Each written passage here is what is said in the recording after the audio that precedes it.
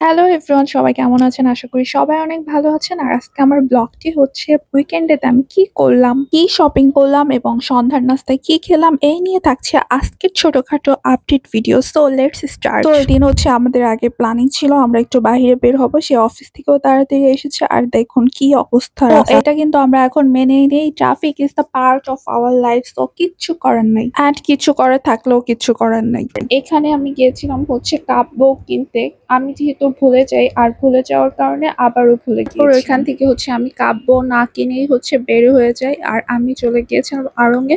এখন আপনাদের আমি দেখাবো আমি ওই দিন আড়ং থেকে কি কি ছোটখাটো শপিং করেছিলাম।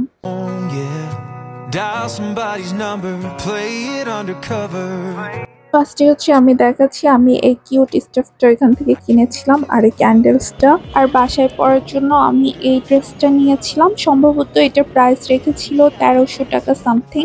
তারপরে হচ্ছে আমি এই প্লেটটা সেখান থেকে কিনেছিলাম, এটা সম্ভবত ভ্যাট সহ 500 সামথিং পড়েছিল। আর এটা আমি মেনলি হচ্ছে ফটোশুটের জন্য কিনেছিলাম, এটার প্রাইস পড়েছিল 100 সামথিং।